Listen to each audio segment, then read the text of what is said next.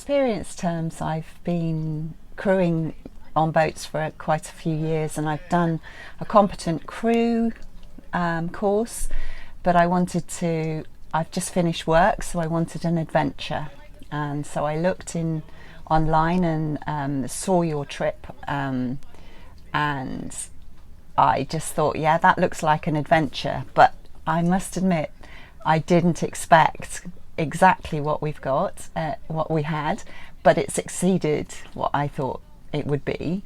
And it is truly an adventure, because it's taken me way out of my comfort zone, and I've done things that I didn't imagine I would have done, but come through it and feel quite proud that I've done it. So it's been a real experience, and you, Nats, and Chris, you've just been fantastic in coaching us and making sure that we're in the right place at the right time and doing things, but without nagging us, without being on our case all the time. We've just fitted in like a crew, but with some very experienced advice. Yeah.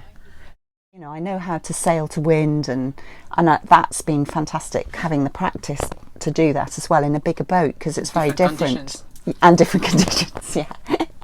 But like when we were going into Sora, when it was very windy and we were coming downwind, I was very nervous about doing that, but I got on, and actually, you know, Chris is very good, because he sort of trusts you to do it, and that's good, because then you take the full responsibility and you do it.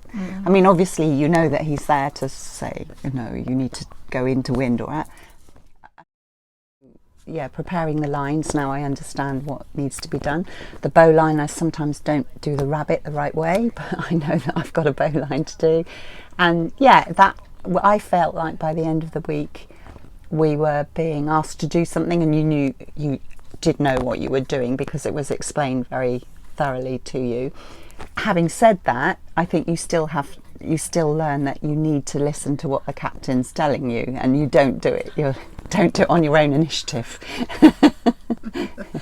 But it's an experience, and I feel like I've paid for an experience, and I've had it. I've come to sailing rather later in life. I did a little bit when I was younger, but as I would say, I'm sort of have been a relative novice, that I've front-loaded into the last 12 months with a number of trips, starting sort of attempting to cross the North Sea and go to Norway.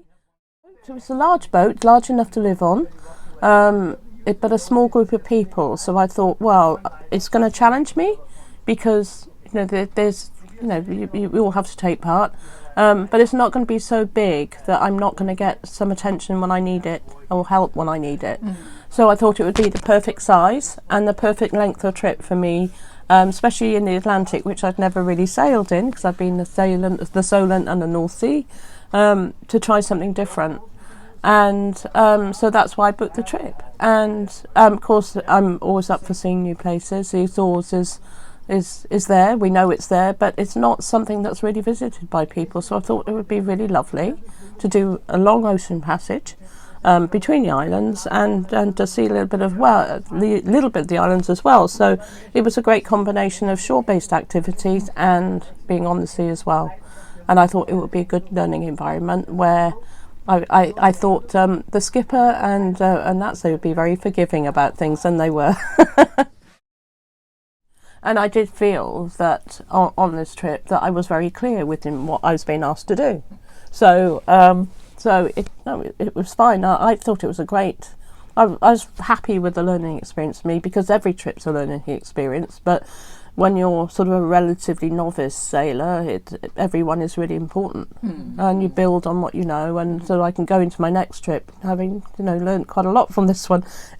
Well, more than a lot about even weather conditions, and it was extremely helpful. And getting the feel of the boat as well is important. And I was given enough time on the watches and at the helm to do that. It's not, have half an hour and do that. It was like, you could have as long as you wanted. If you think, I think I'll stay on, or, but people were very respectful and in the crew of sort of other people's needs.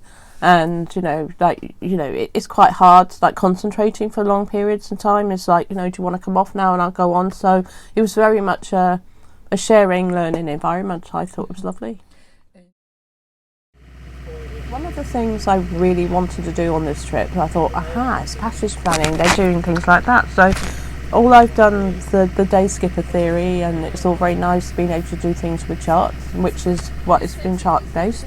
And on the prior trips that I've done, I've watched people do it, and I thought, I'd like to have a go. Or have you got time to explain how you actually just use this piece of equipment? How do you do it? Which button do you press? It's almost things like that. It's like, do I do that? What do I do there? And then how does it work?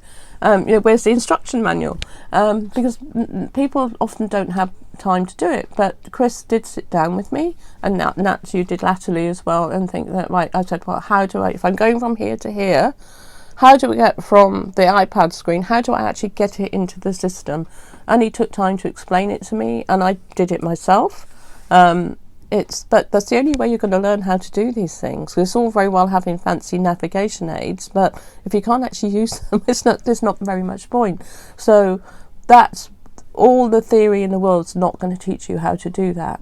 But you need somebody to sit with you with the time to do it and say, we're going here today, and how are we going to get there, and what's the best thing? And important things like, once you've plotted your chart into the chart plotter, going back along the steps that you did to get there to make sure you haven't missed hazards. So all things like that stayed in my brain. As I said, I was well and truly put at the helm. And that's for all kinds of... I have to say, I was surprised at the variety of weather systems that we actually encountered on this trip. It won't be the same for everyone, but it went from rough weather where it was... I can't stand up to sitting there thinking, I wish we had a little bit more like it was early in the week, and it was a bit rougher, but it was so I encountered everything, and we dealt with it as a crew.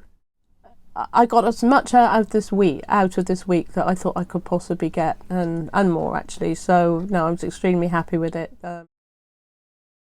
I sail in a small club.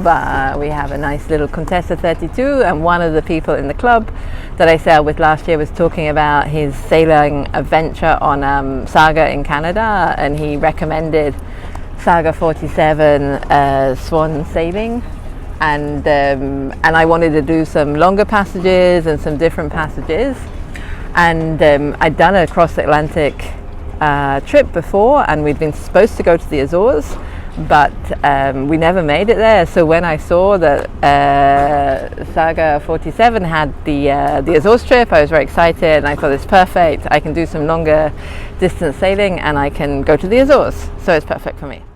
You had the list that you send for what you need. It's very comprehensive, very good.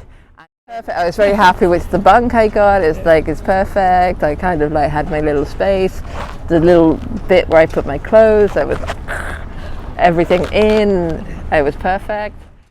I was very happy with the Chris's experience. I learned a lot, and it made me realize, back in the UK, a lot of the focus of what we do, or what I feel is my gap, is boat handling. Now here I'm not doing any boat handling, but I'm doing much more helming, which I hadn't done, and helming in different conditions. So it's very useful for me to kind of get to practice being on the helm for a longer period of time, and just so I really enjoyed that.